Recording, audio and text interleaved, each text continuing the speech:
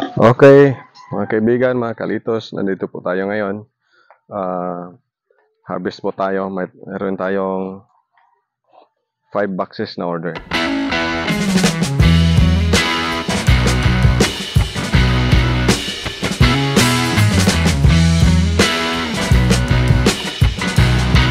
Papalitan natin next week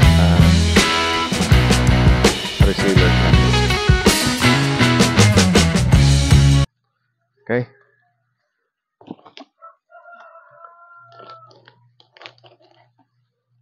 So, ito yung paraan ng pag-harvest namin. Nilalagay namin dito sa box. Tapos yung box mamaya lagyan natin ng water, tubig sa ilalim para manatiling presko yung tanim natin hanggang doon sa mga resealers natin.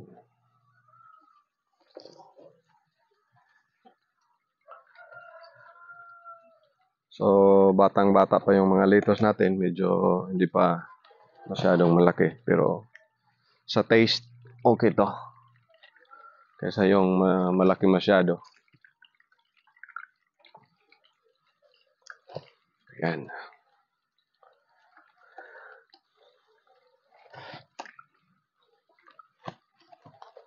So, katatapos lang ng eleksyon. Mayroon pa ngayong election fever, yung mga supporters at candidates. So, tapos na yun, dito naman tayo sa mga pananim natin. So, it's a harvest time.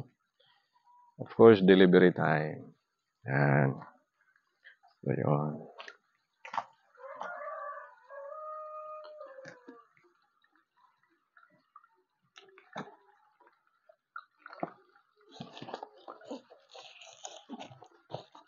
Sa likod. Kabila muna. Tapod kang lanso. Ready ha? Ito lanso. Pwede na to.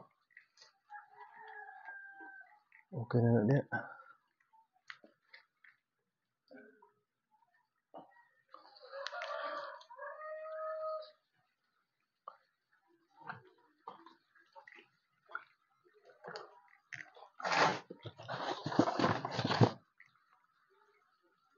So pag ganito kalaki, okay to. Medyo manamis-tamis.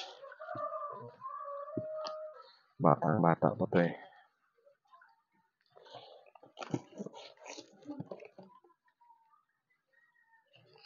So para ito sa mga resellers natin sa public market.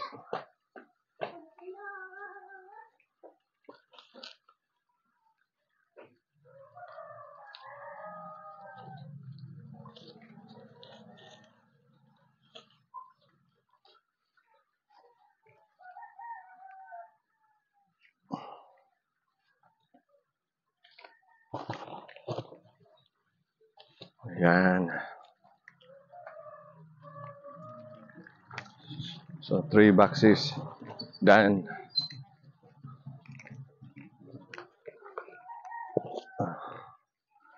Dalawa pa.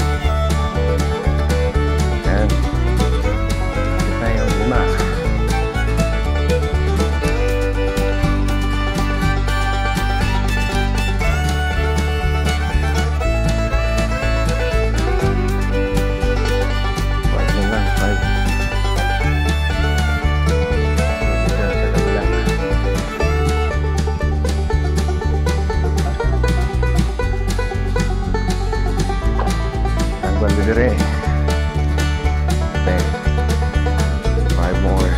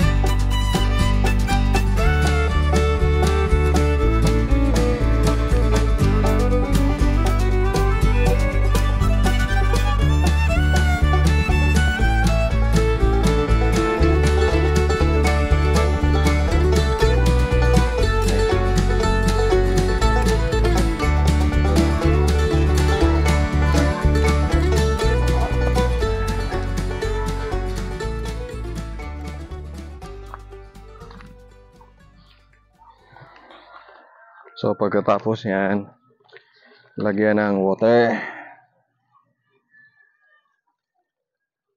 Yan, para kanilans may nanan eh. Para presko. So tapos na tayo mag-harvest ngayon dahil hindi na masyadong mainit yung araw.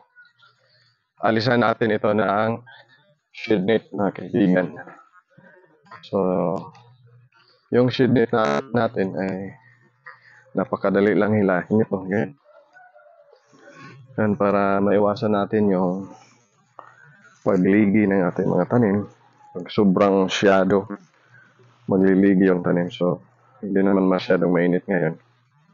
Yan, alisan natin ang shade net.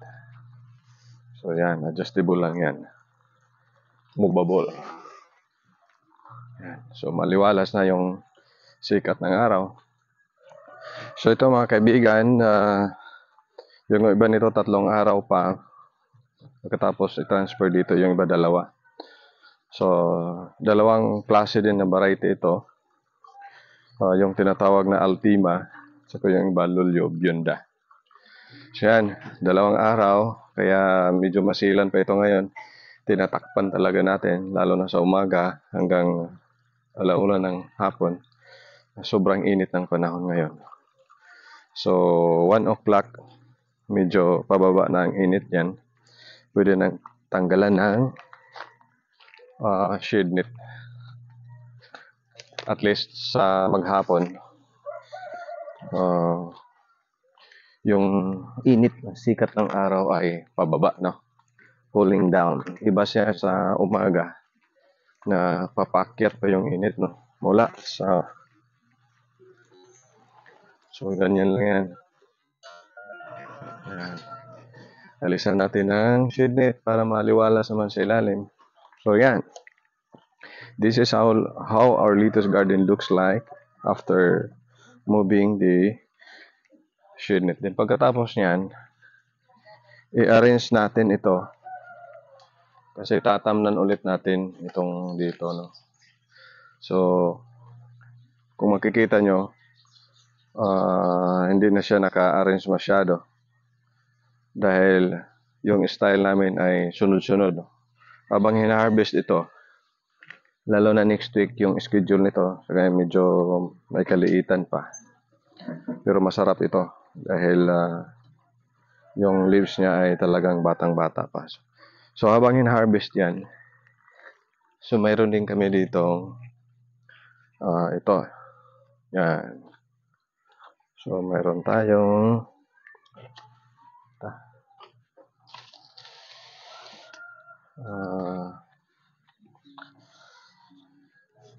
bagong punla ito. So yan. Sunod yan dyan. Let's ini.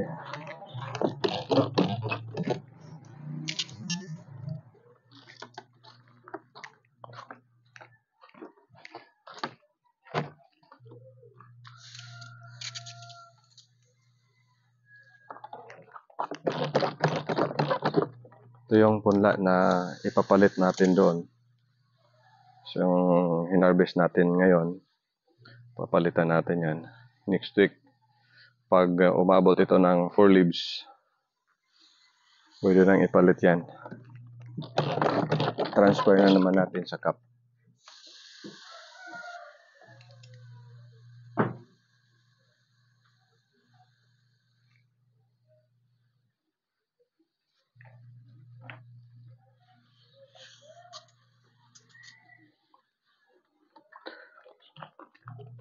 So, ito yung bagong punla namin.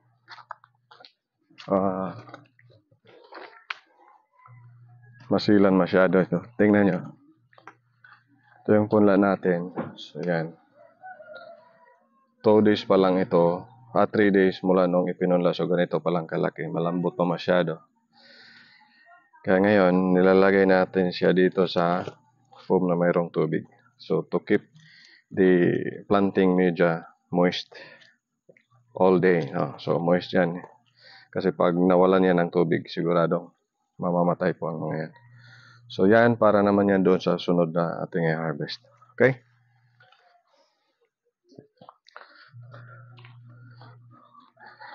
So, yan mga kaibigan, mga kalitos. Kung bago lang kayo sa aking channel, Litos Terraces in Town, please don't forget to subscribe, like, and share. Para maging updated kayo sa ating mga tutorial lessons o tutorial videos sa kung paano magtanim ng ating mga vegetables. So yan, tanim lang ng tanim, happy lang, for food security and sustainability. Let us be happy. Litos, be healthy.